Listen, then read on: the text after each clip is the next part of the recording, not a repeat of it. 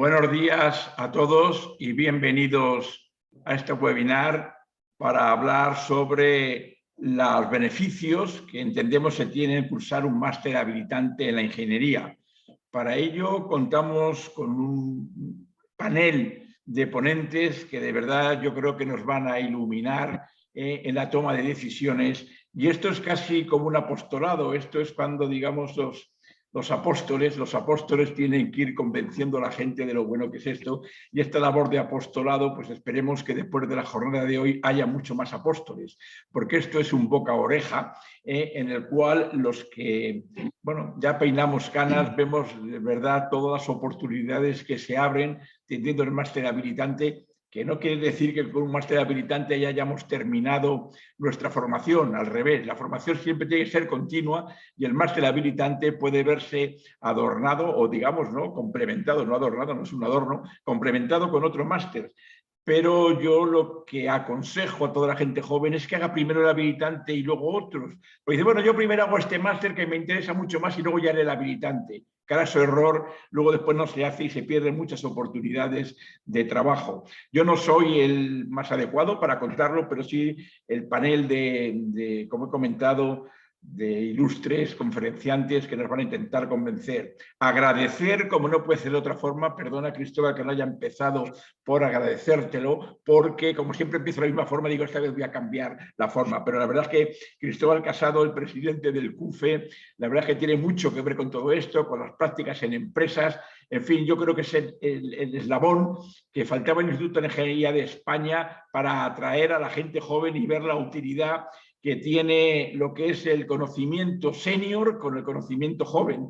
Aprendemos de los jóvenes y nos gustaría que aprendierais un poquito de los mayores, aunque lo mismo que nos ha pasado a nosotros cuando éramos jóvenes, que decíamos, bueno, estos ya no saben nada porque ya son mayores, lo hemos experimentado nosotros, y según vamos creciendo en edad, nos vamos dando cuenta que algunos de los consejos que nos daban nuestros mayores eran necesarios haberlos seguido. En algunos casos no les hacíamos suficiente caso. Solamente, y ya con esto termino, dar las gracias, bueno, a Cristóbal siempre se las doy, a Montserrat Zamorano, a Juan Antonio Fernández, a Susana González, a Emilio Prous y a Rodrigo Pérez, pues porque van a ser los que van a llevar la tutela de esta jornada, digamos casi pre de la comida, pero yo creo que es una hora magnífica para que todos atendamos. Muchísimas gracias, y ya voy a seguirla, aunque veáis que no voy a ponerla, no voy a poner mi cara, no me veáis, voy a estar atento, pero al mismo tiempo voy a aprovechar para oírla, y aunque no me veáis estaré con vosotros hasta que acabe la jornada. Y nada más, muchas gracias. Cristóbal, ya tienes la palabra. Muchas gracias, Pepe. Muchas gracias, como siempre, por tus motivadoras palabras y porque además llevas razón sobre la necesidad que tienen los estudiantes de grado en hacer el máster habilitante para ser dueños de su destino. Muchas gracias, Rodrigo, por organizar esta mesa redonda online. Muchas gracias a los ponentes y a los participantes. Tengo el privilegio de presidir el Comité de Universidad, Formación y Empresa, que tenemos como misión promover actividades que contribuyan a que España siga teniendo los mejores ingenieros con los mejores puestos de trabajo. Para conseguirlo, proponemos que se mejore la interrelación, colaboración y transferencia entre las universidades, las empresas, las instituciones y las ingenierías. Este partnership universidad-empresa lo estamos llevando a cabo con 12 proyectos que desarrollan 4 objetivos principales. Primero, mejorar la empleabilidad de los jóvenes ingenieros mediante práctica, orientación profesional y un programa de mentoría con el que ayudamos cada año a 15 jóvenes a tener su plan de desarrollo de carrera profesional. Precisamente acabamos de lanzar el 4º programa de mentoría, y además todos los años hacemos, junto con Red FUE e INECO, un concurso para premiar a las personas que han hecho prácticas excelentes de ingeniería en empresas. El segundo objetivo es reforzar y facilitar las colaboraciones tecnológicas universidad-empresa. En el último año hemos realizado 2 jornadas sobre casos de éxito, y en los últimos 6 meses hemos hecho otras 6 jornadas con 6 grandes empresas que, después de un proceso de intercambio tecnológico, permitirá a 30 universidades participar activamente en 200 proyectos tecnológicos con empresas. El tercer objetivo es promover las vocaciones por la ingeniería entre los estudiantes de secundaria, bachillerato, FP, que lo hacemos mediante webinar a estudiantes en colegios e institutos. El año pasado, por ejemplo, nos dirigimos a 4.000 estudiantes, aparte de que los vídeos se exponen en el canal YouTube del instituto y lo ven otras tantas personas. Además, estamos elaborando, junto con la Real Academia de Ingeniería, un plan para crear una red de museos y centros de conocimiento en el que los estudiantes puedan hacer visitas activas. No promuevo los museos pasivos, por así decir, sino que los estudiantes puedan de verdad, digamos, hacer como prácticas en esos centros de conocimiento, en esos museos activos. Y el cuarto objetivo es mejorar la formación, las competencias transversales y la calidad de los estudios de los estudiantes de ingeniería y de los ingenieros. Para ello, hemos realizado en el último año 4 jornadas de cursos formativos y tenemos un foro para la mejora de la calidad de los estudios de ingeniería con las 30 principales escuelas de ingeniería de España. Pues bien, sobre formación y competencia va la jornada para animar a los estudiantes de grado y a los grados de ingeniería a que continuéis vuestros estudios haciendo el máster habilitante en ingeniería. Como decía nuestro presidente, es un paso imprescindible, primero, para tener la profesión regulada de ingeniero y muy necesario para ser dueño de vuestra carrera profesional, dueño de vuestro destino. Pues bien, sobre los beneficios de hacer un máster habilitante en la ingeniería os van a hablar 4 excelentes ponentes, junto con Rodrigo, que es el coordinador. Rodrigo es doctor ingeniero naval por la UPM, donde es profesor asociado. Actualmente es director en Siemens, es miembro del CUFE y, como decía, es el organizador de esta mesa redonda. Paso a la palabra a Rodrigo. Muchas gracias. Buenas tardes. Quisiera agradecer a don José Trigueros Rodrigo, presidente del Instituto de Ingeniería de España, y a don Cristóbal Casado Salinas, presidente del Comité de Universidad, Formación y Empresa del Instituto de Ingeniería de España, su introducción a esta jornada sobre la promoción de los másteres habilitantes para estudiantes de grado. En esta jornada, diferentes compañeros ingenieros de las distintas ramas de la ingeniería española nos mostrarán las ventajas de realizar el máster habilitante en ingeniería. Las personas que nos acompañan hoy en esta jornada son colaboradores habituales con el Instituto de Ingeniería en el Comité de Universidad, Formación y Empresa.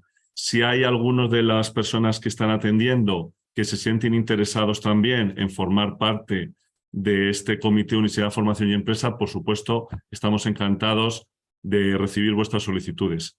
En primer lugar, quisiera presentar a los ponentes. En primer lugar, tenemos a don Juan Antonio Fernández, ingeniero industrial por la Escuela Técnica Superior de Ingenieros Industriales de la Universidad Politécnica de Madrid, y también tiene el diploma de estudios avanzados por la misma escuela. Ha trabajado en las multinacionales de las telecomunicaciones ITT y Alcatel durante 30 años. Ha sido profesor en la Escuela de Ingeniería Técnica de Telecomunicaciones de la Universidad Politécnica de Madrid y también en la Universidad Europea de Madrid. Ha participado como vocal profesional en la evaluación de EURACE, certificación europea para las titulaciones de ingeniería, de titulaciones del área industrial y telecomunicaciones en la Universidad Politécnica de Valencia, en la Universidad Pública de Navarra y en la Universidad de Jaén. También contamos con doña Montserrat Zamorano Toro, doctora ingeniera de Caminos, Canales y Puertos por la Universidad de Granada. Es catedrática de universidad en el área de tecnologías del medio ambiente, donde imparte docencia y desarrolla su labor investigadora en materias relacionadas fundamentalmente con la gestión de residuos, la economía circular y la sostenibilidad. Ha ocupado diferentes cargos de gestión como secretaria y directora del Departamento de Ingeniería Civil, y entre los años 2013 y 2021 fue directora de la Escuela Técnica Superior de Ingenieros de Caminos, Canales y Puertos de la Universidad de Granada, siendo la primera mujer en España en ocupar dicho cargo. Desde el año 2016 es directora de la Cátedra Hidralia y desde noviembre de 2022 de la Cátedra de la Huella Verde para la Transformación Sostenible de Granada y provincia. Destaca su transferencia de investigación a la sociedad, hecho que queda patente por ser socia fundadora del spin-off Proma, una consultora especializada en ingeniería ambiental. Su trayectoria profesional fue reconocida en febrero del año 2020 con la medalla al mérito medioambiental por parte de la Junta de Andalucía. También contamos con don Emilio Prous Pindado, que es coordinador del Madrid Green Urban Mobility Lab, es graduado en Ingeniería Civil y también máster habilitante de Caminos, Canales y Puertos.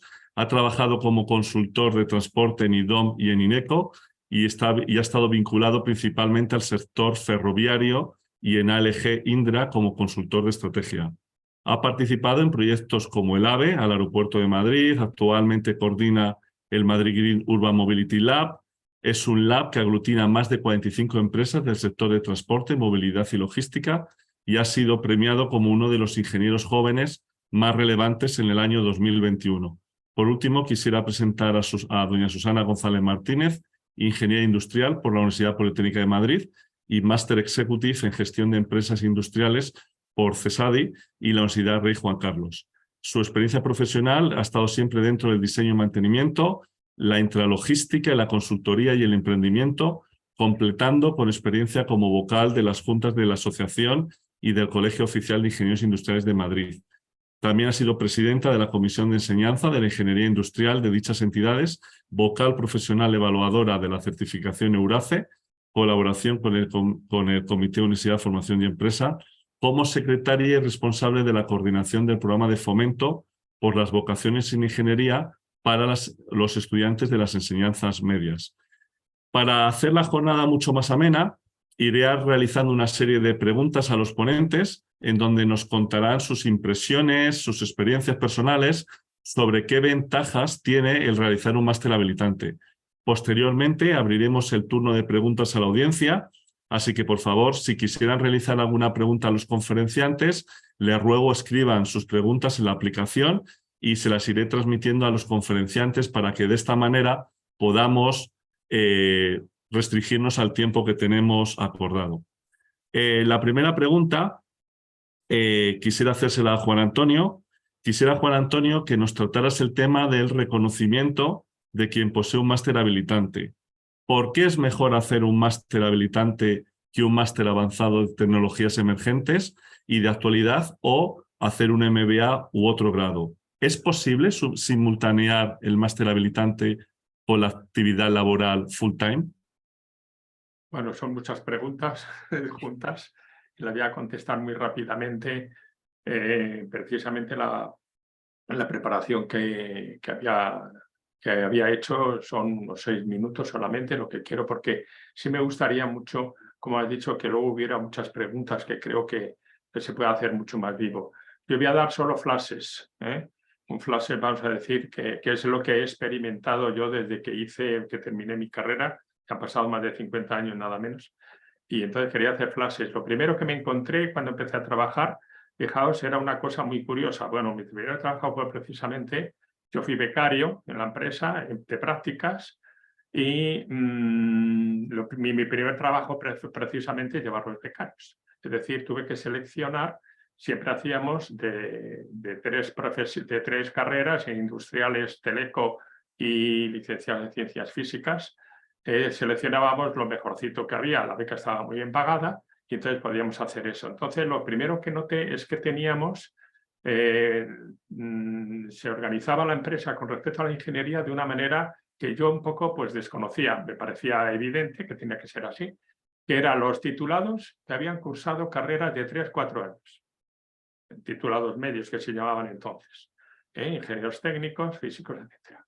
Después, los titulados que se habían formado en 5 o 6 años. Es decir, que habían hecho ingenierías superiores, que entonces se llamaban ingenierías superiores, de 5 o 6 años. Y entonces estaban divididos realmente. ¿Por qué? Porque cuando empezaban a trabajar, efectivamente, se dedicaban a diferentes cosas. Empecé a notar entonces que todos los ingenieros no eran iguales. Eso es muy importante como concepto, porque el nombre en nuestra profesión, pues a veces induce un poco a engaño. Un graduado, pues es un graduado. Antes se llamaba ingeniero técnico o ingeniero de grado medio, etc. Y un ingeniero superior. Eso estaba así admitido en la empresa por una razón muy curiosa. Éramos miles de ingenieros, había más de 1.500 ingenieros. Entonces, lo que primero se veía es que como había que trabajar en equipo, el problema de dirigir a un equipo, cuando habían pasado ya 2 o 3 años de que habías entrado por la base, por decirlo de alguna manera, pues naturalmente no era un problema de ingenieritis, sino de titulitis, ni nada de eso, ¿no? Es que nunca veía un ingeniero de grado medio, perdón, un ingeniero de grado superior, nunca veía que pudiera ser dirigido por un ingeniero de grado medio. ¿Por qué? Pues entre otras cosas porque había estudiado más. También se le daban más oportunidades en los primeros trabajos, eso era evidente, ¿no? Que accedían a diferentes puestos. En una palabra, vi que había dos profesiones de ingeniero. Eso me impactó mucho. ¿Por qué? Porque según iba pasando el tiempo, yo veía que aunque hubiera un ingeniero técnico que era muy brillante, yo tenía naturalmente subordinados técnicos y superiores, es decir, grado medio, que ahora son los graduados, y el grado superior, que ahora son los máster, cambia el nombre, pero como yo siempre decía a quien me preguntaba sobre estas cosas, en las empresas se entiende muy bien que uno que ha estudiado 3 años no es lo mismo que uno que ha estudiado 6 años. Eso es una obviedad, ¿no? Pero entonces yo no lo tenía muy claro, pero aquí había un problema, era en la promoción. Yo tenía ingenieros de grado medio que era muy difícil, tenían techo, vamos a decirlo así. No estaba escrito en ningún sitio, pero había un techo. ¿Por qué? Porque hay un problema que se llama liderazgo. Cuando un ingeniero tiene que dirigir equipos, tiene que liderar. ¿Por qué un ingeniero sigue a otro ingeniero? ¿Por qué un soldado sigue a su capitán? Porque le lidera, si no le lidera no le puede dirigir. Y cuando uno ve que lideras, pues naturalmente, por tus conocimientos, por tu experiencia, etcétera, y entonces era muy difícil, bueno, para decir prácticamente imposible, que un ingeniero de grado medio pudiera liderar un grupo de grado superior. Juan Antonio, perdona, creo que habías preparado una presentación, ¿verdad? Sí, pero lo estaba contando. Vale, perfecto.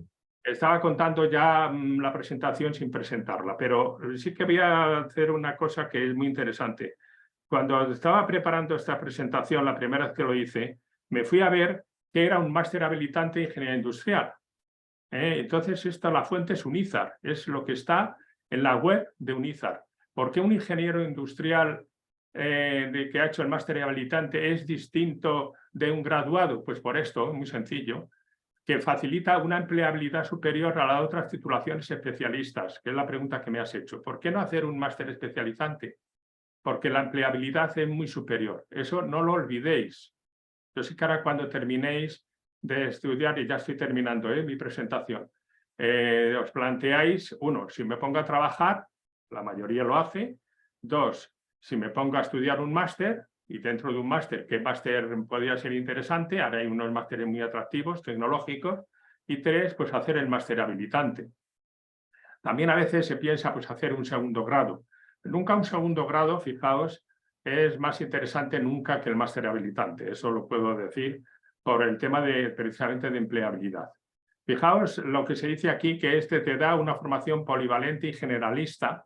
Y por último dice que el espacio europeo de educación superior adquiere específicamente la condición de heredera natural de la titulación de ingeniero superior industrial. Esperar un momentito, que yo creía que, perdonarme, que quería realmente compartir pantalla y no lo había hecho. Ahora sí que me lo estáis viendo, ¿verdad? Ahora sí me lo veis, ¿no? Sí, sí, perfecto. Bien. Entonces, ya para terminar, quería contestar a las preguntas que me habías hecho de una manera más específica. ¿Por qué cursar esta titulación? Lo ha dicho el presidente. Fundamentalmente es la empleabilidad. Estáis accediendo a otra profesión, eso no lo olvidéis. El problema de ingeniería yo he visto siempre es que, por ejemplo, la medicina, pues un enfermero no es un médico. Sin embargo, en la ingeniería parece que el grado en ingeniería pues es un ingeniero máster. No es así. Eso es una novedad, que se llaman ingenieros los dos. Es verdad que un enfermero se puede hacer médico, o que un ingeniero de grado se puede hacer máster habilitante, pero no son la misma. Por eso digo aquí que se accede a otra profesión, eso no lo olvidéis nunca. Luego la formación continua, que también ha mencionado, es ya el primer paso de la formación continua que tiene que dar el ingeniero. El ingeniero se tiene que estar formando durante toda la vida, que ha dicho el presidente. El tema de promoción profesional, que ya lo he dicho, hay un problema de techo gravísimo, porque luego, claro, la gente tiene un amor propio que un ingeniero de grado, ¿por qué no es más... ¿por qué no puede dirigir a los ingenieros superiores si sabe más, tiene más experiencia? Pues hay este problemilla del liderazgo que he dicho. Y por último, que bueno, la oferta que hay es muy importante y lo hay tanto para, bueno, luego hablaremos de la oferta, quizá en las preguntas. Y nada más, con esto he terminado mi presentación. Espero vuestras preguntas. Muy bien, excelente, Juan Antonio. Siempre es un placer escucharte. La verdad es que estamos muy constreñidos en tiempo, pero luego al finalizar vamos a abrir el turno de preguntas y vamos a tener una mesa redonda como tal. Susana, buenas tardes. Quisiera conocer tu opinión sobre las profesiones reguladas, por qué son importantes, qué diferencia hay entre las competencias, las atribuciones y los ámbitos de trabajo de la profesión de ingeniero.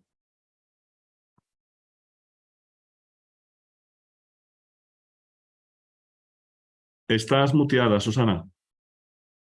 ¿Sabes qué es la frase más habitual desde la pandemia en las reuniones?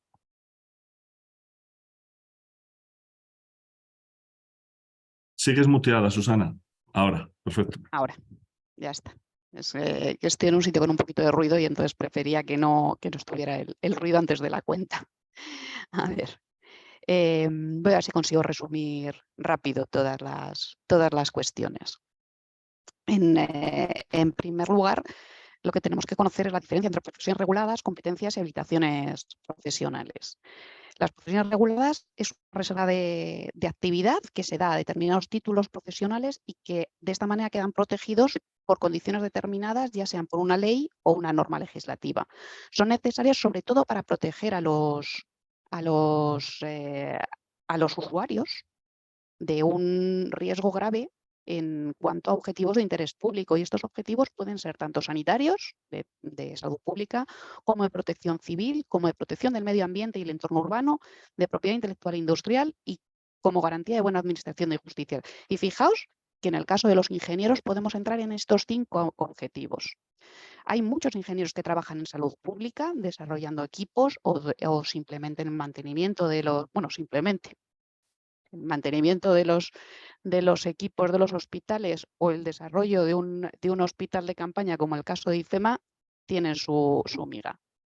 En cuanto a la garantía de la buena administración de justicia, no nos olvidemos que los ingenieros son técnicos que pueden realizar peritajes para un juicio. Propiedad intelectual industrial no tiene que explicarse. Protección del medio ambiente, el entorno urbano, protección civil. Es que es lo que estamos haciendo todos los días. En estos sectores, por tanto, se incluyen el jurídico, el contable y el económico, el sanitario, el de técnico y ciencias experimentales, que es el que nos va a nosotros directo, o el cultural. Lo que se pretende es evitar el intrusismo profesional. Se valida la capacitación de los profesionales y se les hace cumplir un código deontológico y de esta manera se puede proporcionar peritos al sistema judicial. Esto en cuanto a profesiones reguladas, ¿qué es lo que son y por qué son importantes? Si hablamos entre competencias y atribuciones, hay ciertas diferencias. Las competencias son capacidades, aptitudes y conocimientos. Se adquieren al estudiar o se adquieren al trabajar. Están definidas por titulaciones en el caso de las competencias de profesiones universitarias y están reguladas por una orden ministerial. Las atribuciones son, sin embargo, una capacidad legal, y este es el término importante, capacidad legal de realizar determinados trabajos dentro del ámbito de una profesión. Y se otorgan a profesiones, no a titulaciones. ¿Qué quiero decir con esto? Que una atribución profesional se puede dar a un ingeniero industrial, o se puede dar a un abogado de determinada sección, o se puede dar a un juez. Profesión de juez tiene sus atribuciones correspondientes. No a las titulaciones. Diversas titulaciones pueden dar origen, pueden ser el comienzo de una profesión determinada, o una única titulación puede ser la que dé paso a una profesión determinada. No están totalmente relacionadas. Antes sí que había, antes de Bolonia, sí que había una mayor encaje entre profesiones y titulaciones académicas, pero ahora eso ya no es tan 100% encajable. Las atribuciones tienen, por tanto, carácter de ley y pueden ser exclusivas de una profesión. Hay veces que unas atribuciones profesionales se quedan enlazadas con las atribuciones profesionales de otra profesión, y esto ocurre sobre todo en el caso de las ingenierías. Hay hay puntos de solape entre las distintas ingenierías. Cuando hablamos de profesiones, en el caso de la ingeniería tenemos los ingenieros y los ingenieros técnicos. Las diferencias os las he puesto aquí en este cuadro. El ingeniero técnico tiene el título de grado, mientras que el ingeniero tiene el título de máster habilitante. Sé que voy a levantar muchas ampollas, pero es que son profesiones diferentes. Y sé que en el ámbito profesional muchas veces los ingenieros técnicos dicen que son ingenieros, pero hay que saber las diferencias entre ellos. El ingeniero técnico tiene un grado en ingeniería con sus atribuciones profesionales correspondientes de la especialidad en su rama, con un carácter limitado. El nivel de cualificación profesional corresponde a MECES 2, en el caso del marco español de cualificaciones de la educación superior, o EQF 7, si hablamos del marco europeo de cualificaciones. Se queda en la parte de análisis de procesos y productos en su campo de estudio y aplica metodologías a la vanguardia de su campo de estudio. Sin embargo, el ingeniero aumenta por titulación sus atribuciones profesionales.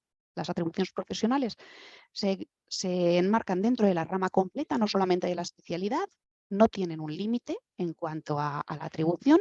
El nivel de cualificación profesional es MECES 3 o EQF 7.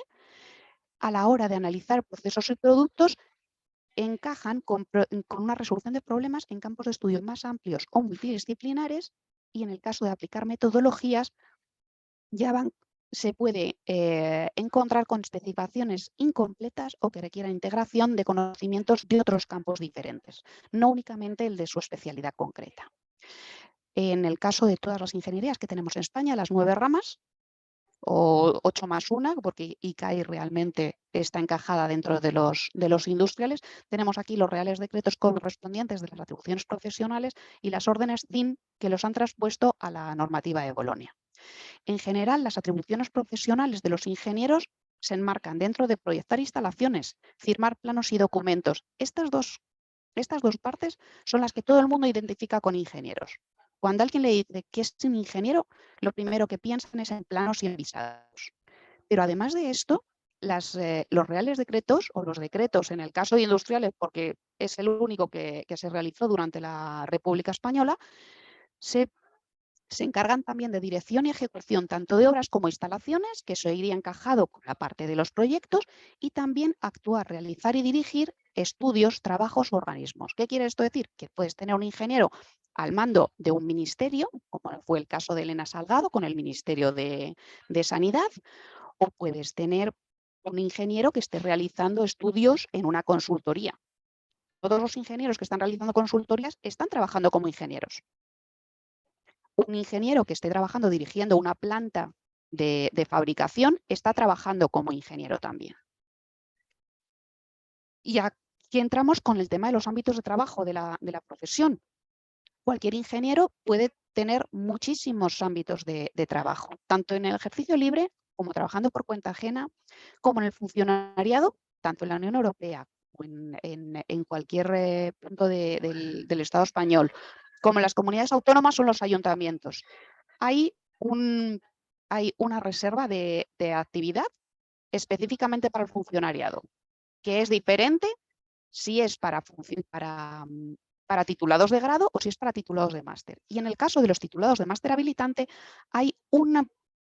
en España hay unas figuras que son los ingenieros del Estado, que tienen su correspondiente rama. Tienes ingenieros industriales del Estado, ingenieros de caminos del Estado, ingenieros de telecomunicaciones del Estado y así sucesivamente. También puedes acceder en cuanto a trabajo a la enseñanza, ya sea impartiendo clase en enseñanza secundaria, universitaria o bien en enseñanzas específicas que se suelen impartir en las propias empresas y que pueden llegar a estar muy solicitadas. Y creo que con esto se terminó. Perfecto, muchas gracias, Susana. Ha quedado muy claro. Al finalizar, ya os digo, ir poniendo vuestras preguntas y al finalizar en la mesa redonda, pues se las haré a los ponentes. Montse, en tu caso, me gustaría que aportaras algo de luz a las diferencias entre un grado y un máster habilitante.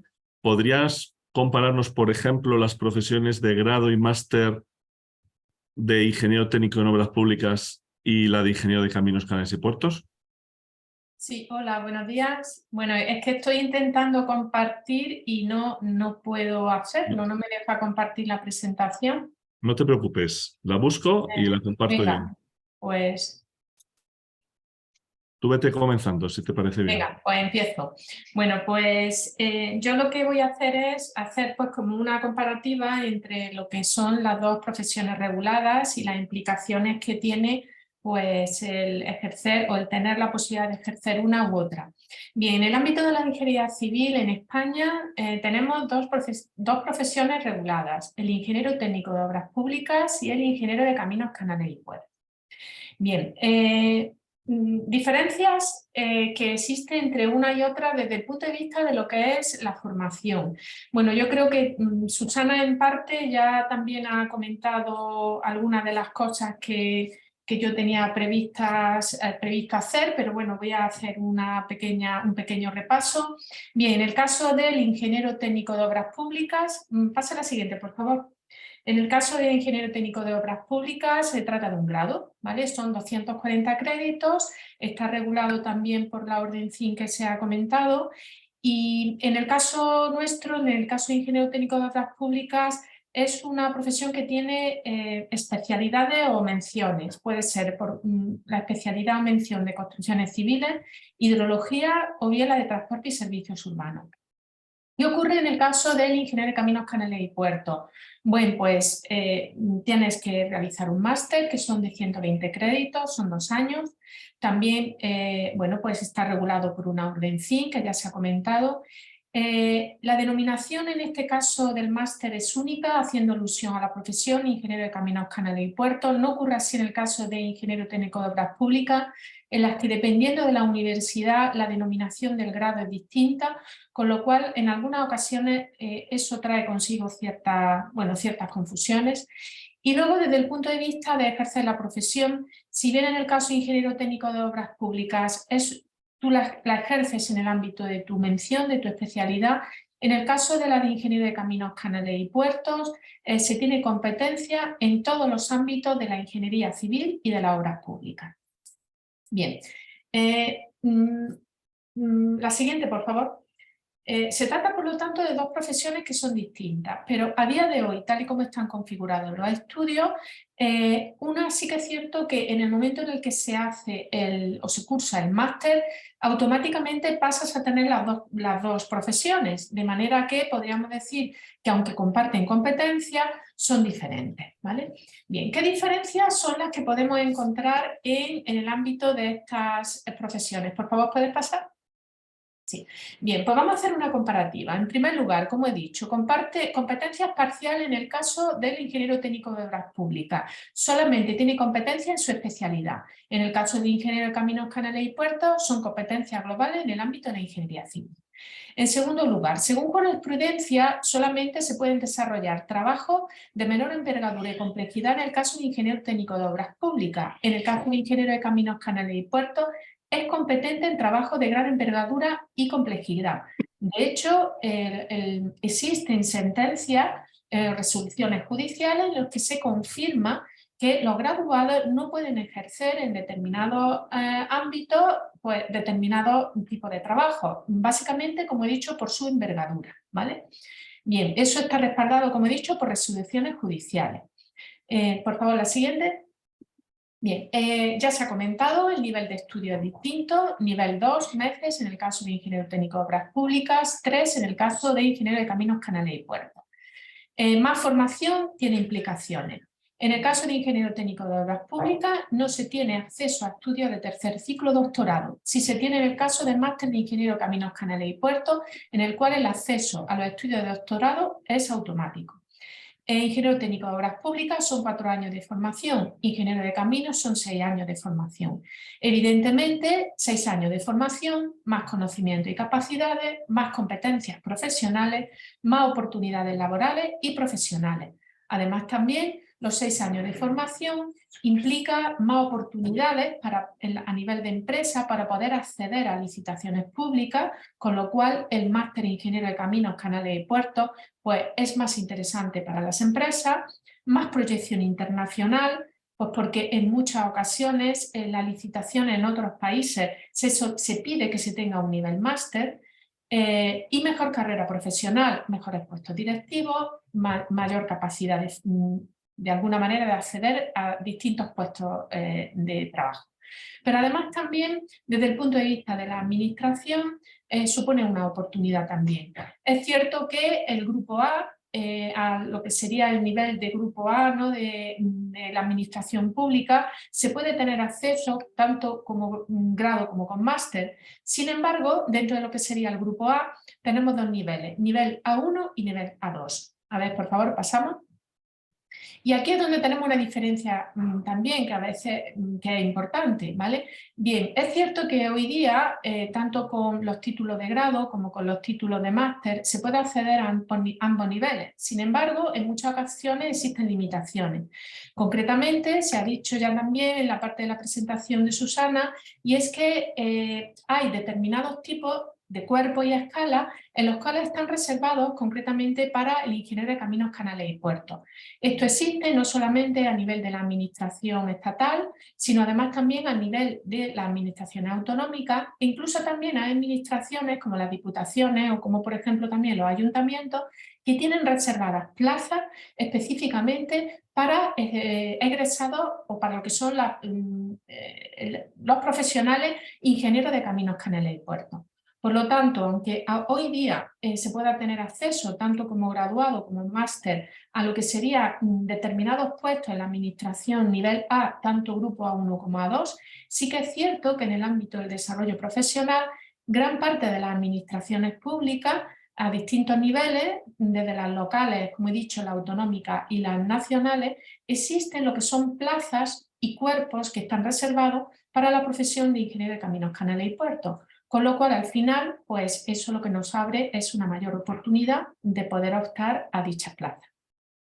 Espero que haya aclarado, ¿vale? Muchas gracias. Muy bien. Muchas gracias, Monse. Como siempre, un placer escucharte, muy buena aportación. Por último, me gustaría preguntarte, Emilio, tú fuiste egresado, si no recuerdo mal, de la primera promoción del máster en Madrid, los primeros estudiantes que tuvisteis que decidir si hacerlo o no. Me gustaría saber qué ha supuesto haber hecho el máster en tu vida profesional y si ahora, volviendo la vista atrás, lo volverías a hacer. Y la segunda pregunta podría ser, ¿qué opinión tienes acerca de hacer el máster una vez lleves unos años trabajando?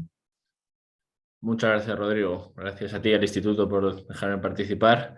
Bueno, existirá luego la opción, pero quien quiera contactar conmigo a posteriori por LinkedIn o por mail, no lo dudéis. Efectivamente, yo empecé el grado en el año 2010, acabé en el 14 y hice el máster entre el 14 y el 16, por lo que fue la primera promoción de Bolonia. Y todas estas cosas que habéis comentado, me gustaría intentar materializarlas un poco, particularizarlas en mi caso personal, que a lo mejor os puede ayudar un poco. Tengo una pequeña slide, pero un poco os quería introducir. En aquel momento, prácticamente toda mi promoción, diría que el 99% pasamos del grado al máster, porque era un poco el paso natural, no existían tantos másteres en paralelo, no había otra, y porque todo el mundo daba por hecho que había estudiado, en mi caso, caminos, nos habíamos metido en la Escuela Superior de Madrid para ser el ingeniero de caminos superior tradicional. En ese sentido, muchas veces la frase que se decía, que es un poco lo que os pongo en la slide, era: es que si no, no vas a poder firmar, es que si no, no vas a poder ser ingeniero superior anterior.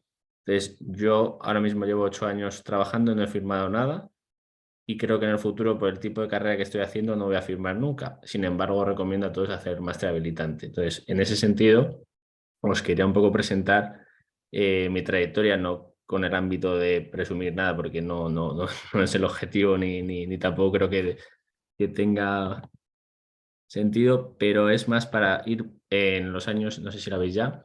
Sí, ya la vemos. Vale, no sé, un poco para que veamos en dónde he trabajado, por qué siempre he visto la necesidad y agradecer el haber hecho el máster. Yo, como os digo, estaba en la Politécnica y todavía no había acabado la carrera cuando entré a trabajar en Transit, que pertenece al equipo de investigación de transporte de la universidad. ¿Y por qué empiezo aquí a trabajar? Empiezo a trabajar porque en una asignatura del máster ya contacto con un profesor que me invita a trabajar aquí y además me abre la opción del doctorado. Luego, a nivel personal, decidí no hacerlo, pero gracias a haber estado ya trabajando, estudiando el máster, ya se me abrió ese camino, que de la otra manera no lo había podido tener. Posteriormente, entre medias, no lo pongo, pero estuve haciendo unas prácticas, o bueno, como en un equipo de formación que tenía Ferrovial, que contactaba y buscaba 35 ingenieros todos los años. Esa búsqueda se hacía en el último año del máster, no en el grado. O sea que Ferrovial a quien buscaba era a los de máster, ¿vale?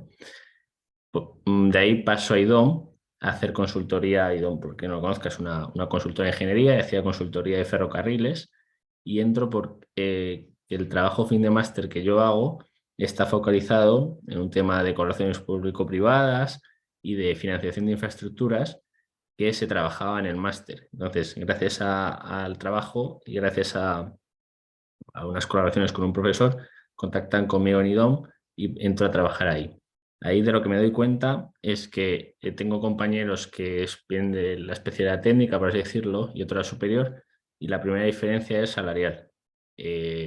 Por el hecho de ser ingeniero superior, yo ya cobraba un mínimo que estaba por encima del resto, aunque acabara de entrar. Durante muchos años estoy trabajando con temas de licitaciones, lo habéis comentado, tanto en ADIF como en el Ministerio de Fomento, y siempre hay mayor puntuación cuando tú presentas un equipo con ingenieros superiores que si no son superiores, por lo que a la propia empresa le interesa tener una bolsa de ingenieros superiores. En mi caso, en IDOM había responsables de proyectos que no eran ingenieros superiores, y pese a tener una información muy buena y ser muy buenos profesionales, no los podían presentar como tal inicialmente a los concursos, y eso para la empresa era una limitación. Por lo que siempre les interesaba tener ingenieros superiores, es decir, que tenían el máster habilitante. Yo recuerdo que muchas veces pues esas caras no las puedes hacer visibles, es decir, luego el trabajo lo hacía una persona que era súper capacitada, pero tú no podías presentar como tu cara e imagen a un ingeniero que no era superior, aunque luego hiciera ese trabajo en colaboración. De ahí paso a INECO y me pasa un poco parecido que en IDOM. Aquí directamente en INECO la escala de ascensos estaba muy marcada dependiendo de dónde vinieras, o sea que el que era ingeniero superior tenía una escala distinta, o sea que te resaltabas 3 o 4 años simplemente por el mero hecho de ser superior. Y posteriormente cambio un poco de sector y me voy a la consultoría de negocios, es verdad que está vinculada a infraestructuras, y aquí sí que vi cosas, experiencias radicales, ¿no? Recuerdo perfectamente un compañero que era buenísimo profesional, por temas de la vida había estudiado primero una carrera y luego había estudiado lograr ingeniería civil, y era muy, muy, muy buen profesional, pero lo único que le pedían era que si quería seguir en la empresa tenía que tener el máster. Pasaron un par de años, no lo sacó, y pese a ser muy bueno, estrategia propia de la empresa, porque sabía que en el largo plazo iba a necesitar que fuera superior, pues no pudo continuar por el mero hecho de no tener el máster. Entonces, eso la verdad es que era un hecho relevante. Y actualmente estoy coordinando una asociación de empresas, somos 45 empresas las que coordinamos, y es verdad que aquí el ámbito es distinto, no es tan necesario, pero yo ahora mismo soy el más joven de los equipos en los que trabajamos y nadie conoce la diferencia entre grado, Bolonia, máster. Es decir, ahí lo que te preguntan es, tú eres ingeniero de caminos, ¿no? Digo, sí, sí. Es decir, todavía hay gente que no tiene esa relación y lo que buscan es, tú eres superior, ¿no? Entonces, a mí siempre me ha ayudado el haber hecho el máster respecto a no haberlo hecho. En unas cosas o en otras, siempre me he dado cuenta que no haber dudado ese año y haberme metido en el máster me ayudó. Y respecto a la posibilidad de hacerlo a posteriori, yo recuerdo que había gente que decía, pues, bueno, pues me pongo a trabajar, gano 2 o 3 años de experiencia respecto al que no ha hecho el máster, y ya en la casilla de salida ya voy delante de ti cuando entremos en la empresa. Eso efectivamente en el corto plazo era evidente. Sin embargo, todos los que os comentaba antes, pues no puedes presentar tales licitaciones, Es decir, yo lo veía un escalón por detrás. Y luego la opción de decir lo estudio a posteriori, eso lo veo inviable. Yo, en mi caso, la asignatura, siempre recuerdo que la asignatura que más me costó de la carrera fue, perdóname, la asignatura que más me costó era de primero de máster y yo creo que es imposible compatibilizar a full time un trabajo con, por lo menos con el máster en Ingeniería de Caminos, en mi caso, que yo lo hice aquí en Madrid, lo veo imposible, a la vez de parar de trabajar para estudiar el máster. Creo que has perdido tú un rodaje de 4 o 5 años anteriores, que en mi caso, mi opinión personal es que no es viable. Y bueno, abierto ahora a cualquier pregunta y cualquier comentario posterior.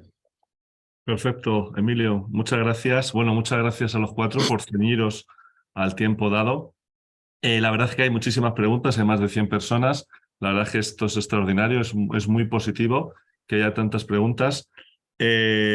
Bueno, tenemos que empezar a elegir algunas. Yo creo que vamos a intentar agruparlas en el sentido de ir contestándolas por grupo de preguntas.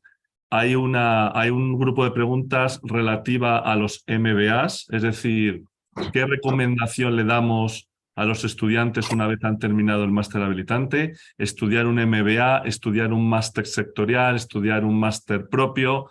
Por supuesto que los máster propios son fenomenales, están orientados a una industria determinada como los máster propios, y yo creo que es un buen reclamo para que la gente continúe estudiando. Como decía el presidente del Instituto de Ingeniería, vamos a tener que continuar estudiando siempre, nunca vamos a parar de estudiar, ¿no? Entonces me gustaría saber vuestra opinión relativa a esa formación a futuro que deberían de tener los estudiantes una vez terminen el máster habilitante. Juan Antonio, por ejemplo. Venga, pues mira, esto es que me la voy a dejar un poco en el tintero. Como experiencia incluso personal, me han preguntado siempre muchísimos alumnos qué hacer después de estudiar el grado, ¿no? Y que tenía muchos alumnos que iban a continuar. Naturalmente, siempre le recomendaba, incluso alguna vez vino una madre, un poco a confirmar a ver qué hacía su hijo después, a preguntarme qué hacía, y le dije claramente que tenía que hacer el máster habilitante. Voy a decir por qué. Los másteres estos sectoriales, que son muy, como yo digo, pues están muy de moda, ¿no? Pero hablar ahora de energías renovables se nos llenaba. El máster de energías renovables se nos llenaba. Bueno, teníamos que hacer hasta 2 ediciones, cosas de estas. Pero eso efectivamente valía para un ingeniero técnico, antiguos peritos, etc. Pero desde luego no le capacitaba, que lo ha explicado muy bien Susana y Monse, para ser ingeniero superior, vamos a decirlo así. Emilio ha hablado mucho del ingeniero superior, que es la idea que se tiene en la sociedad y punto. O sea, la sociedad realmente, las empresas necesitan para muchas cosas ingenieros superiores y no se pueden sustituir por un máster sectorial. Segundo, vamos, yo no lo haría nunca, ¿eh? Yo hago primero el máster habilitante y después cualquier cosa puede ser muy interesante para la formación continua en la vida profesional. Luego decidir si uno lo hace un máster sectorial o un MBA, pues yo le digo siempre, un poco la tendencia que tenga cada uno. Si va para jefe, que digo yo, pues tiene que hacer un MBA. Y si va para técnico, porque hay gente que es muy técnica pura y jamás será jefe o será comercial o será tal, pues que se haga el máster sectorial. En los másteres sectoriales además tienen otro inconveniente, que cuando pasa el tiempo y ya no está de moda, pues bueno, la gente dice, bueno, sabe mucho de esto, pero la empresa ya no está en ese sitio. Tampoco se puede ir a otra empresa que sea. Es decir, lo ha dicho muy bien Monse, lo de ser generalista y global, que ella decía global, es lo que realmente estiman las empresas. Las empresas son muy cambiantes, más de lo que os imagináis. Y entonces, de vez en cuando, pues cambian las tecnologías. Tiene que estar preparado para... Eso sí que lo está en los másteres habilitantes. Los másteres habilitantes se han cuidado para que sean realmente generalistas y tus conocimientos valgan para todo y para siempre. Eso no lo olvidéis. Después haced lo que queráis. Pero mi recomendación clara, yo que he formado a quizá más de 1000, estaba contando y era más de 1000, no varios cientos, más de 1000 ingenieros que eran ingenieros técnicos y después se hicieron ingenieros superiores. Luego, cuando les he visto, me han contado todo lo que ha dicho Emilio. Te felicito, Rodrigo, por haber traído a Emilio, porque era una cosa que yo contaba, y no es lo mismo que lo cuente el que lo ha vivido que el que le animaba a hacer lo que es. Efectivamente, te encuentras luego en la sociedad en que si no eres ingeniero superior, pues no progresas. Eso no te lo dicen nunca en los estudios, es curioso.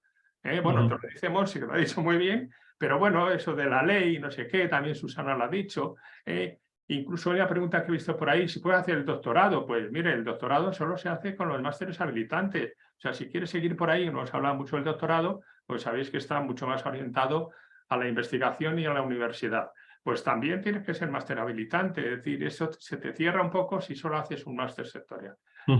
Tenía que comentar aquí al hilo de una cuestión que ha dicho Emilio, que también he visto por ahí preguntas, pero lo quería decir porque yo puse en marcha un programa compatible con el trabajo para gente que quería hacer ingeniero técnico, ingeniero superior. Programa de gran éxito, solo que como era una empresa, perdón, una universidad privada, pues era carillo.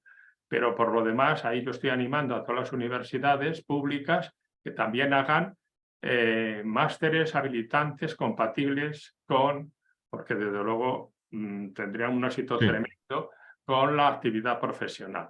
De hecho, Juan Antonio, sobre este aspecto mencionar que ya hay universidades que están trabajando en modificar el plan del máster para hacerlo compatible con el algunos incluso alardean de eso de que ya están pudiendo hacerlo pues solo por la tarde, etcétera, etcétera, para que la gente pueda estudiarlo. Y Emilio, he tenido miles, como te he dicho, de estudiantes que sí que pasaban, hacían el segundo ciclo entonces, ingeniero superior, cuarto y quinto, y desde luego podían. La gente cuando trabaja, y tú lo sabes muy bien, ya es capaz de sacar el tiempo, naturalmente se acostaban a las 2 de la mañana para hacer los trabajos, etcétera, para poder simultáneamente hacer esa actividad. Yo la hice, pero al revés. Yo trabajaba y era profesor en la universidad. O sea que si podía sacar tiempo para ser profesor en la universidad, además de mi trabajo, que lo llevaba muy dignamente, quiere decir que al revés también. He tenido miles de alumnos que lo han hecho. Lo que sí que termino diciendo es lo que ha dicho Emilio. Desde luego, cuando me encontré a los alumnos que efectivamente habían hecho el máster habilitante, me lo han agradecido muchísimo porque su progresión en la empresa ya era ilimitada. Que lo ha dicho muy bien, Monse. No tenían ya límites y antes los tenían.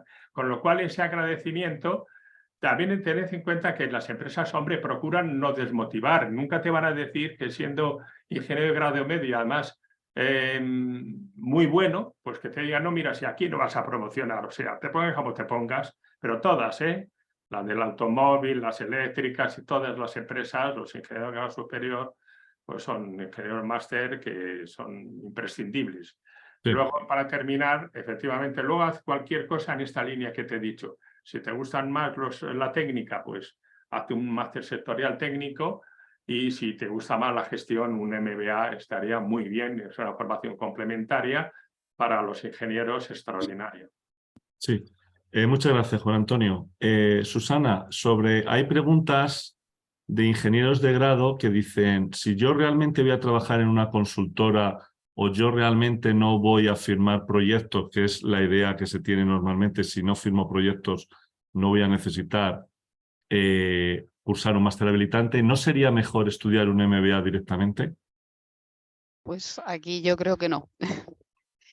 Un MBA está dirigido específicamente para desarrollar las capacidades directivas. Y unas capacidades directivas no se desarrollan directamente según sales de la carrera. Es necesario una experiencia previa, 3, 4, 5 años, que te permitan adquirir determinadas experiencias vitales que son las que te van a dar pie a entender de mejor manera y aprovechar de mejor manera el MBA.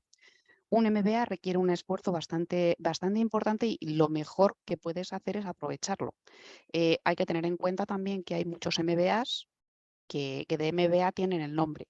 Hay que fijarse en qué entidades lo están realizando, por qué están realizando ese tipo de MBA, y mucha gente lo que valora de los MBAs, más que la formación, que puede ser igual de buena en otros sitios, es los contactos que adquieres en el centro en el que realizas el MBA.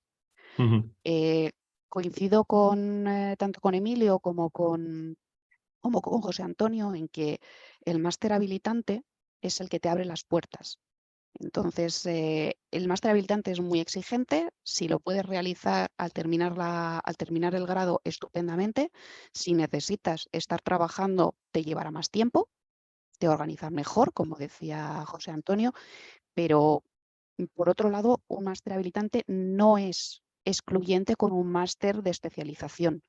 Los másteres de especialización se pueden hacer posteriormente y lo que haces es enfocarte en un punto muy concreto. Sin embargo, hacer el máster de especialización y luego un máster habilitante te está cerrando ya un poquito el camino, que cada vez te vas a encontrar más cansado para hacer el máster habilitante. Mi consejo es que primero se realizara el máster habilitante, que puede ser o bien solo o bien con un doble máster, que hay universidades que lo tienen así conjugado, y luego, una vez que ya se tiene una experiencia profesional determinada, ya acudir o realizar, en el caso de que se quiera y que se vea que las aptitudes de uno son adecuadas, ir al MBA. Perfecto. Muchas gracias, Susana. Perdonad que vaya así tan deprisa, pero hay tantas preguntas. Intento agruparlas, como os decía. Monse, hay una serie de preguntas relativas a estudiar el máster habilitante fuera y luego cómo ejercer de vuelta a España. ¿Nos puedes aclarar un poco este tema? Sí, a ver, mi experiencia mientras estuve en la dirección de la escuela era que había muchos egresados, muchos estudiantes que se planteaban eso, ir a hacer el máster fuera. Pero hay que tener en cuenta una cosa que es importante, y es que si se hace un máster habilitante fuera, cuando se vuelve hay que homologar ese título. Lo mismo que también es necesario en el caso en el que se haga el grado de ingeniería civil. Si se quiere ejercer aquí la profesión es necesario homologar esos títulos, con lo cual hay que hacer un trámite a nivel del Ministerio de Educación para ello. Si no se homologa, pues se tiene limitada esa capacidad de ejercer la profesión. Yo siempre lo que animo es a una cosa, en general, por lo que yo sé, las escuelas y sobre todo las escuelas que tienen más tradición, en el caso de ingeniería de caminos en España, suelen tener títulos acuerdos de doble título. Yo sé, por ejemplo, que en Madrid lo tiene Valencia, lo tiene Santander, y concretamente nosotros, por ejemplo, en Granada tenemos varios acuerdos con universidades francesas que te permiten, en los mismos 6 años que se tardaría en hacer el grado y el máster, tener 3 títulos universitarios: tu grado, tu máster de ingeniero de caminos, canales y puertos y tu título de ingeniero francés por la universidad concreta con el que tenemos el doble título. Uno de los años de grado se cursa en esta universidad y lo mismo uno de los años de máster. Eso es lo que yo invito y os animo a que miréis. Estoy segura que si son escuelas que tienen una tradición importante, que llevan años impartiendo el título de camino, van a tener estos acuerdos y os va a abrir muchas puertas, porque luego vais a acabar volviendo a España, y si no tenéis el título homologado, lo que sois ingeniero técnico de obras públicas. Y también importante, si se tiene un grado de ingeniería civil de fuera, para poder acceder al máster ingeniero de caminos, canales y puertos hay que homologarlo previamente, ¿vale? No sé si también respecto a doctorado, que preguntaban algo, es cierto que para acceder a doctorado no es necesario el máster habilitante, pero es que con el máster habilitante tienes 2 cosas: el acceso a doctorado y el acceso a la profesión. Y es importante no cerrarse puertas, porque no se sabe la puerta que vamos a necesitar abrir en el futuro. Así es, Monse. Muchas gracias. Yo siempre digo que el máster habilitante es aquel que menos puertas te cierra, ¿no? Hay veces que hay que estudiar también cada persona en particular para saber hacia dónde tiene que ir. Por eso Cristóbal mencionó al principio que tenemos las mentorías puede ser tanto a jóvenes que están estudiando el grado como el máster, como ya a jóvenes profesionales, y entonces se les ayuda en ese caso a seguir un camino u otro. En este caso, Cristóbal, sí me gustaría mencionar la parte de aeroespacial, ya que eres ingeniero aeronáutico. El tema hay un compañero pues, que está estudiando el grado aeroespacial y quiere trabajar y hacer el máster a la vez. Si puedes comentarnos un poco tu experiencia, porque fuiste director de recursos humanos, ¿no? En construcciones aeronáuticas. Fui director de desarrollo de recursos humanos, porque como hemos dicho varios compañeros, que los ingenieros valemos para todo, ¿no?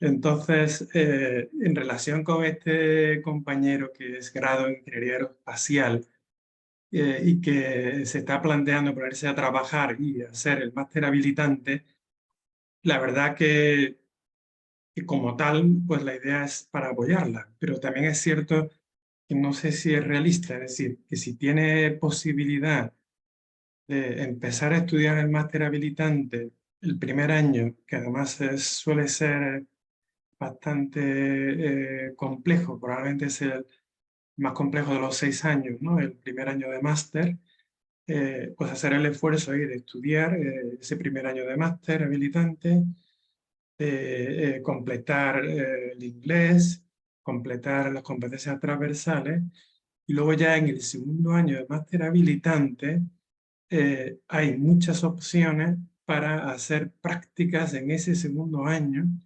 Hay muchas empresas que ofrecen un año de prácticas, incluyendo el proyecto de fin de máster, de tal manera que no es lo mismo hacer práctica que trabajar, pero realmente estás adquiriendo una experiencia fantástica y te está permitiendo terminar el máster habilitante on time, y además te abre las puertas de verdad en un 99% de los casos para que ya cuando tú acabes tu máster habilitante con esas prácticas, de verdad incorporarte al mundo laboral. Es cierto, yo confirmo lo que han dicho algunos compañeros, que la opción del MBA y compañeras debe ser sobre todo después de tener 3 o 4 años de experiencia conociendo la realidad. La opción del máster sectorial, teniendo en cuenta que hay miles de másteres sectoriales, siempre es interesante después de haber hecho el máster habilitante, y es así, se puede compaginar con estar trabajando, ¿no? Incluso también hay empresas que ofrecen a los máster habilitantes que hacen máster sectoriales hacer práctica cuando hacen el máster sectorial. Muchas gracias, Rodrigo. Perfecto, Cristóbal. La verdad es que no me quisiera ir mucho del tiempo acordado. Me gustaría lanzar 2 preguntas rápidas para contestar en 1 minuto cada una.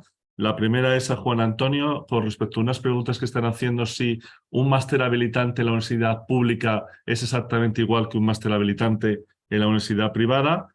Y por otro lado, a Susana y a Monse, en la parte referente a las homologaciones. ¿Vale? Juan Antonio. Vamos a ver, todavía que exista la pregunta de si las universidades privadas o públicas son distintas, de maravilla, porque están reguladas por los ministerios, están aprobadas por los ministerios, y los grados o los títulos, cualquier título que esté homologado y que está en el registro de universidades, ese máster pues es tan igual que la pública que la privada. Son las empresas, menos mal, que lo tienen claro. Que sí me gustaría que los estudiantes también lo tuvieran, ¿eh? Es decir, en una empresa realmente no te preguntan dónde has hecho el máster. Eso es una cosa que se hace entre los propios estudiantes, ¿no? De si tienes que hacerlo en la Politécnica, si no, no te vale, ¿no? Y todas esas cosas. Eso me parece que es una antigualla realmente, ¿eh? Porque desde que se homologaron las universidades, todo el mundo sabe que unas son más difíciles que otras, pero si has obtenido el título, pues realmente avala lo mismo. Valor, ¿no? O sea, eso yo creo que ya estudiantes de ingeniería que ya están terminando el grado, etcétera, casi no tenían que preguntárselo, ¿eh? Muy bien. Muchas gracias, Juan Antonio. Susana, sí, sobre el tema de las homologaciones, Susana. A ver, tenemos varias preguntas que han comentado si puedes pasar a hacer el máster cuando tienes un título en una universidad extranjera, o si puedes homologar el título, o algún tipo de detalles de estos. Las homologaciones de títulos van por la parte del Ministerio de Educación. Entonces, sí que es cierto que las escuelas tienen un catálogo de títulos que barajan más o menos la cantidad de asignaturas que pueden homologarse en casos dudosos. Pero una vez que tienes el título homologado por el Ministerio de Educación, el título te vale, y los colegios profesionales pues te colegiarán con las condiciones indicadas por el Ministerio de Educación. Como ha dicho Monse, hay escuelas que te ofrecen la posibilidad de un doble título, tanto sea doble máster como sea doble grado. Eso, a quien tiene la oportunidad de poder realizarlo, pues estupendo, pues evita el tema de las homologaciones. Pero en cualquier caso, antes de poder entrar al máster, deberías tener el título homologado para poder acceder. No solamente para el máster habilitante, para cualquier máster debes tener tu título de grado homologado para que puedas tener acceso al máster. Muchas gracias, Susana. La verdad es que es una pena no poder estar más tiempo hablando sobre este tema. Creo que hemos respondido a la mayoría de las preguntas que la audiencia ha ido realizando. Y, por supuesto, si alguien tiene más interés en este tema, puede contactar con el Instituto de la Ingeniería de España. Le responderemos lo antes posible con todas... Son las, sí. son las Sí. 2, no estábamos hasta las 2:30, ¿no? Era Podríamos estar hasta las 2:30, pero normalmente lo hacemos para estar... A las 2:30. De hecho, estaba así anunciado en el instituto. No sé lo que piensan los asistentes, pero me ha parecido ver que era de 1 a 2:30. Yo, de hecho, Lo pusimos hasta las 2:30 por reservar todo el espacio. Pero bueno, que podríamos... ya lo digo, que en este caso hay gente que tiene asignada 1 hora y entonces más o menos... No, vale. Pero ¿vale? No, es que nos apasiona este tema, como dice Juan Antonio, este tema nos apasiona y podríamos estar aquí hablando horas y horas sobre el tema. Así que, como ya hay gente que se está desconectando por el tema de que, bueno, pues el tiempo también es oro, quisiera recordar que nos pueden hacer todas las preguntas que deseen, que tendrán cumplida respuesta. Y bueno, no quisiera terminar esta jornada sin agradecer a los ponentes su tiempo y también su experiencia compartida con todos nosotros. Así que muchísimas gracias a Susana, Juan Antonio, a Emilio, a Monse, a Cristóbal, al presidente del instituto.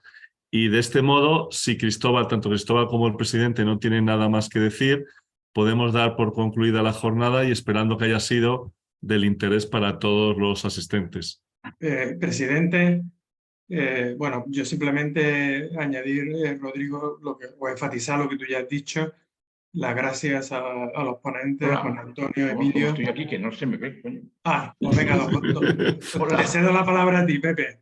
Sí, es que estoy intentando aquí iniciar el vídeo para que se me vea. Aquí, a ver si lo encuentro. Aquí. Es que he intentado antes.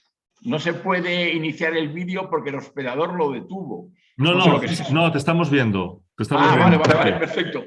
Bueno, pues nada, oye, muchísimas gracias a todos. Yo creo que la verdad es que con la cantidad de gente que nos ha estado viendo, pues lo que yo decía, me imagino que os han convencido de las ventajas que tiene que hacer el máster habilitante. La verdad es que es yo considero que es muy importante desde mi experiencia, porque si me permitís, parodiando una película, es un toque de distinción.